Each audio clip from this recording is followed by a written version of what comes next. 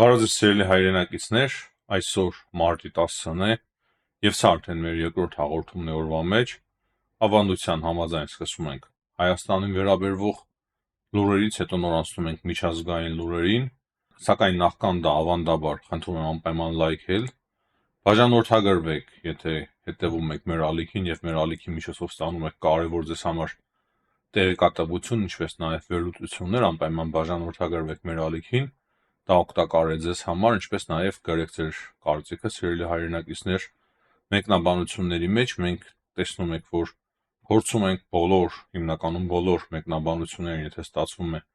պատասխանել արձագանքներ, մեկ-մեկ դա դժվարանում է, քանի որ իրոք շատ են մեկնաբանությունները, բայց ես կարծում եմ, որ հիմնականում հասցնում եւ գրեթե պատասխանում ենք բոլոր մեկնաբանություններին։ Եթե դրանք վիրավորական բնույթ են կրում, դրանք բնականաբար հեռացվում են, մեկ-մեկ նաև բլոկվում են, բայց եթե նորմալ, adekvat մեկնաբանություններ են, մենք նաև փորձում ենք պատասխանել ձեր մեկնաբանություններին։ Նախքան Հայաստանին վերաբերվող լուրերին անդրադառնալը, ասեմ, որ կան մեկնաբանություններ, որոնք որ վերաբերվում են Վրաստանին, հարցնում են շատերը, թե ինչ է տեղի ունենում Վրաստանում, կան ցույցեր, չկան ցույցեր։ Ասեմ, որ Վրաստանում նախկինի նման շատ մեծ մասշտաբային ցույցեր չկան, չնայած որ ամեն երեկո Ռուստավելու պողոտայի վրա խորհրդարանի շենքի դիմաց կան ցույցեր, 2-3 օր առաջ 100-րդ օրներ ցույցերի մի փոքր ավելի մասշտաբային էին այդ ցույցերը, բայց ընդհանուր առմամբ մեծ ցույցեր չեն։ Օրենքների լուրջ խստացում է տեղի ունենում, հատկապես լրատվամիջոցների հետ կապված, տուգանքների հետ կապված, եթե դա ձեզ հետաքրքիր է, նաև ցույցերին վերաբերվող կան քննադատություններ, թե Եվրոմիության տարբեր երկրների տարբեր պաշտոնյաների կողմից Վրաստանի իշխանությունների հասցեին, կան նաև քննադատություններ Վրաստանի իշխանությունների կողմից նրանց հասցեին, բայց ես կարծում եմ, որ մեր ալիքում մենք ճիշտ կանենք, որ ավելի քիչ անդրադառնանք Վրաստանին վերաբերվող լուրերի, կամ ընդհանրապես, եթե շատ կարևոր հարցեր չկան, ընդհանրապես չանդրադառնանք, հաշվի առնելով այն, որ արդեն նշեցի, բավականին լուրջ օրենքի խստացումներ կան, այսինքն նախատեսվում են շատ լուրջ օրենքի խստացումներ, չնայած որ մենք երբեք գրանտեր չենք ունեցել եվրոպական, ամերիկյան եւ հիմա էլ չունենք բնականաբար, մեծ հաշվով դա մեզ չի վերաբերվում, բայց նույն ժամանակ մեր լսարանը չի գտնվում, հիմնական լսարանը Վրաստանում, այդ իսկ պատճառով ես կարծում եմ, որ շատ ավելի ճիշտ կլինի հիմնականում չանդրադառնալ Վրաստանի եւ ավելի շատ կենտրոնանալ Հայաստանին վերաբերվող լուրերին եւ միջազգային այլ կարևոր լուրերին, դրանով իսկ ես կարծում եմ, որ նաեւ մեր հաղորդումները ավելի հարատև եւ հաջողակ կլինեն։ Ինչ վերաբերվում է Հայաստանին մասով, ապա ասեմ, որ հիմա ամենակարևորը այն է, որ Արարատ Միրզոյանը այցելել է Հնդկաստան, Հնդկաստանում շատ կարևոր հանդիպումներ են եւ կարևոր հայտարարություններ են։ Արտգործ նախարար Արարատ Միրզոյանը հայտարարել է Հնդկաստանում, որ Հայաստանը եւ Ադրբեջանը շատ մոտ են խաղաղության պայմանագրի ստորագրմանը եւ այդ փաստաթղթի շնորհիվ, եթե այդ փաստաթուղթը կնքվի Հայաստանի եւ Ադրբեջանի միջեւ, կողմերը նաեւ դիվանագիտական հարաբերություններ կունենան, անդրադառնալով հայ-հնդկական հարաբերություններին, նա խոսել է այն մասին, որ ռազմական համագործակցության առումով աճում են հարաբերությունները Հայաստանի եւ Հնդկաստանի միջեւ, շատ կարևոր համագործակցություն է ընթանում Հայաստանի եւ Հնդկաստանի միջեւ, բավականին լավ պոտենցիալ կա, աճ է նկատվում այդ հարաբերությունների միջեւ, որը որ վերաբերվում է պաշտպանության ոլորտին, նաեւ առաջին կոնտակտները եւ հարաբերությունները կան պաշտպանության նախարարների միջեւ, նա նաեւ նշել է, որ լավ կլինի, որ ռազմական կցորդներ եւս նշանակվեն եւ եթե լինեն ռազմական կցորդներ, բնականաբար այլ որակի եւ աստիճանի կբարձրացվեն հայ-հնդկական հարաբերությունները։ Խոսելով տնտեսության մասին, Արարատ Միրզոյանը նշել է, որ չնայած նրա, որ հիմա այս պահին հարաբերությունները Հնդկաստանի եւ Հայաստանի միջեւ տնտեսական ոլորտում այդքան զարգացած չեն, բայց Հայաստանը մտադիր է այդ առումով լուրջ քայլեր իրականացնել եւ ավելացնել ջանքերը նաեւ այդ ուղղությամբ։ Ես կարծում եմ, որ լավ է, որ այդ հարցին եւս Հայաստանը անդրադառնում է, քանի որ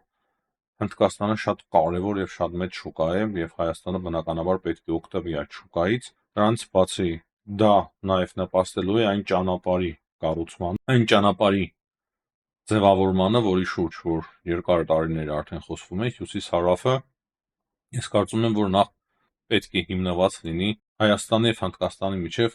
տնտեսական հարաբերությունների վրա։ Ադրբեջանին անդրադառնալով նաև մոռացա ասեմ, որ Արարատ Միրզոյանը նաև խոսել է այն մասին, որ Ադրբեջանում հիմա ընթանում են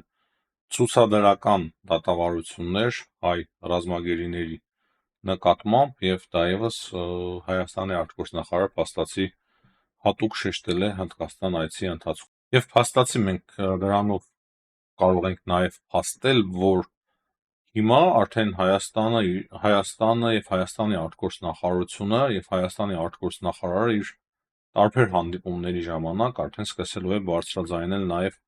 այդ հարցը։ Բայց դա չի նշանակում, որ նախկինում չէր բարձրաձայնում, իմ պատկերացմամբ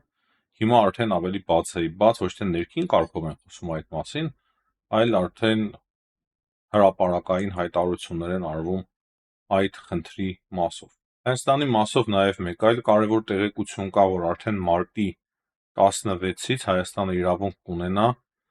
ցկնեղեն մատակարարել դեպի Եվրոպա, Եվրոմիության երկրներ, հիշում ենք նաև մենք այս մասին էինք խոսում, որ Եվրոմիության դեսպաններ հայտարարությամբ հանդես եկել Հայաստանում հենց այդ մասով, եւ սա առաջին քայլն է, որ ցկնեղեն Հայաստանը կարող է արտահանել դեպի Եվրոպա, դեպի Եվրոմիության երկրներ։ Սա առաջին եւ փոքրիկ կարևոր քայլ է, եւ ես կարծում եմ, որ կամաց մնացած ապրանքատեսակները եւս հայկական կհամապատասխանեցվեն եվրոպական շուկային եւ Հայաստանը կսկսի արդեն արտահանել իր ապրանքները նաև Եվրոմիության երկրներ։ Հայաստանի մասով հիմնականում այսքանը, չեմ ցանկանում անդրադառնալ ներքաղաքական այդ հայտարարություններին, վիճաբանություններին եւ այլն, դա հիմնականում մեր հաղորդման թեման չէ, եթե շատ կարևոր ինչ-որ մի բան չկա, թե չէ մենք էլ դրան կանդրադառնանք, բայց մեծ հաշվով գիտեք եւ պատկերացնում եք, որ չեմ ցանկանում անդրադառնալ ներքաղաքական անցուդարձին եւ այդ հայտարարություններին, որոնք որ կան Հայաստանի ներքաղաքական դաշտում։ Այսինքն հարիկ պայմանավորվենք, որ Հայաստանի եւ Վրաստանի ներքաղաքական հարցերը ավելի քիչ են քննարկելու։ Հայաստանինը մեկ այլ պատճառով, քանի որ մեր հասարակությունը շատ վատ իմաստով բաժանված է, տարբեր ուժերի են բաժանված, տարբեր համակրանքներ եւ պատկերացումներ ունեն քաղաքականության վերաբերյալ, իսկ Վրաստանի մասով արդեն նշեցի։ Բայց բնականաբար, եթե լինեն շատ կարևոր ինչ-որ քննարկելու հարցեր, մենք կքննարկենք նաև այդ հարցերը։ Անցնենք արդեն միջազգային հարցերին։ Bloomberg-ը եւ Reuters-ը հայտնում են, որ հեղում անելով Թրամփի խորհրդականին, որ Ամերիկայի Միացյալ Նահանգները շատ լուրջ ձևով քննարկում են Ռուսաստանի Դաշնության նկատմամբ պատժամիջոցների մեղմացման հարցը, եւ դա վերաբերվում է կոնկրետ հրադադարի հաստատմանը, եթե Ռուսաստանը գնա այդպիսի զիջումների, ապա Ամերիկայի Միացյալ Նահանգները միանշանակ թույլատնելու են մի շարք պատժամիջոցներ, եւ պատժամիջոցներից մեկը նաեւ վերաբերվում է նավթի շուկայի սահմանափակումներին, որը որ մտցվել էր Ռուսաստանի Դաշնության նկատմամբ։ Ուկրաինայի մասով կան նաեւ տեղեկություններ, որ ուկրաինական կողմը համաձայն է հրադադար հաստատել օդում եւ Սև ծովի վրա, բայց նույն ժամանակ այս պահին հրաժարվում է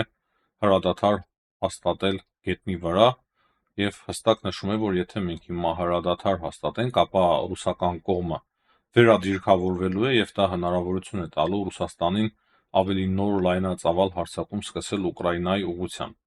Նաեւ մենք հիշում ենք այն հայտարարությունը Թրամփի, որ փաստացի նա ասում է, որ Ուկրաինան հնարավոր է եւ չգոյատևի, նույնիսկ եթե Ամերիկայի Միացյալ Նահանգները օգնեն Ուկրաինային, սա բավականին լուրջ քննադատությունների առիթ է դարձել արևմտյան երկրներում, դաշնակիցների մոտ, տարբեր քաղաքական գործիչների մոտ, բայց մենք ունենք այդ հայտարարությունը ցավոք, բայց գիտենք նաեւ այն, որ Թրամփը հաճախ գիտե փոխել իր տեսակետները եւ հայտարարությունները, եւ այդ իսկ պահով ես նաեւ կոչ եմ անում բոլորին շատ չմտահոգվել կամ շատ խորը լուրջ չընդունել այդ կոնկրետ հայտարարությունները, քանի որ դրանք կարող է արդեն վաղը փոփոխության ենթարկվեն։ Այս պահի դրությամբ չկան տեղեկություններ Ռիադից, թե ինչ ձևի հանդիպումներ են անցկացվել եւ ինչ են պայմանավորվել ամերիկյան եւ ուկրաինական կողմերը, կարծում եմ ավելի ուշ կլինի տեղեկություն այս մասին։ Դրանից բացի ռուսական կողմը հայտնում է, որ մոտակա ժամանակներս ռուսական եւ ամերիկյան կողմերի միջև չկա նախատեսված հանդիպում, ամերիկյան եւ ռուսական կողմը կոորդինացնում են հիմա իրանց քայլերը ՄԱԿ-ում Սիրիայի հարցով, դա արդեն հաստատել է ռուսական կողմը, հատկապես Ռուսաստանի ներկայացուցիչը ՄԱԿ-ում հաստատել է, որ իրենք կոորդինացնում են իրենց քայլերը Սիրիայի մասով ամերիկյան կողմի հետ։ Սիրիայում բնականաբար իրավիճակը մնում է լարված, խոսք կա այն մասին, որ մինչև 1000 խաղաղ բնակիչ է սպանվել այս ընթացքում, շատ լուրջ ձևով ճնշել են այդ ապստամբությունը եւ արդեն Ասադի կողմնակիցները գրեթե ոչնչացված են, չկան Ասադի կողմնակիցներ։ Այսպիսի բարդ է իրավիճակը նաև Սիրիայում, բավականին լուրջ են դարձել քննադատությունները տարբեր երկրների կողմից եւ Սիրիայի նոր առաջնորդը խոստանում է այդ ամենը հետաքննել, բայց ես պատկերացնում եմ, թե ինչ ձևի են նրանք հետաքննելու եւ ինչ են անելու։ Կարծում եմ դուք եւս սիրելի հայրենակիցներ պատկերացում ունեք այդ ամենի վերաբերյալ։ Հիմնականում այսքանը սիրելի հայրենակիցներ այս պահի դրությամբ մեծ հաշվով շատ կարևոր այս պահին տեղեկություններ չկան Ուկրաինայից, ինչպես ես արդեն նշեցի, բայց նույն ժամանակ հնարավոր է արդեն մոտակա ժամերի ընթացքում մենք ունենանք նոր հայտարարություններ Ուկրաինայի մասով։ Ուղղակի կարող եմ նաև ավելացնել այն, որ Իլոն Մասկը արդեն սկսել է բացառել, որ Starlink-ը կարող են անջատել Ուկրաինայի տարածքում, որից որ հիմա Ուկրաինան օգտվում է, դրանից բացի նաև խոսք կա այն մասին, որ Ամերիկայի Միացյալ Նահանգները, նույնիսկ Թրամփն է ասել այդ մասին, ակնարկ արել, որ կամաց արդեն վերսկսում են հետախուզական տվյալների տրամադրումը ուկրաինական կողմին, այսինքն ամեն ինչ այդքան էլ միանշանակ չէ, ինչպես տեսնում եք, տարբեր տեղեկատվական հոսքեր կան, օրինակի համար նաև տեղեկատվական հոսքեր կային, լուրեր կային այն մասին, որ Ամերիկայի Միացյալ Նահանգները հրաժարվում է սպասարկել F-16 ինքնաթիռները եւ հրաժարվում է, որ դրանք մատակարարվեն, երևի երրորդ երկրներին է արգելվելու, չգիտեմ կոնկրետ ինչի մասին է խոսքը, բայց հիմա արդեն Ուկրաինան կոնկրետ արդեն փորձելու է հույսը դնել ֆրանսիական ինքնաթիռների վրա, հատկապես ֆրանսիական երևի թե Mirage ինքնաթիռների վրա, որոնք որ փոխարինելու են F-16 ինքնաթիռները։ Ես կրկին նշեմ, որ ես ռազմական փորձագետ չեմ, բայց պատկերացումը այն է, որ Ամերիկայի Միացյալ Նահանգները կամաց սկսում են սահմանափակել ուկրաինական կողմին եւ ավելի շատ փորձում են ուկրաինացիները շենվել արդեն եվրոպական երկրների վրա, դրանից բացի նաեւ խոսք կար թե որ երկրից եւ ինչպես եվրոպական Ուկրաինան ստանալու է ռազմական օգնություն, այնտեղ խոսք կար նաեւ որ Գերմանիայից էին ստանալու նաեւ հակաօդային պաշտպանության միջոցներ, եւ հիմնականում այսքանը սիրելի հայրենակիցներ, տեսնենք թե ինչպես կզարգանան իրադարձությունները։ Այս պահի դրությամբ այսքանը, հաջողություն բոլորիդ, կհանդիպենք։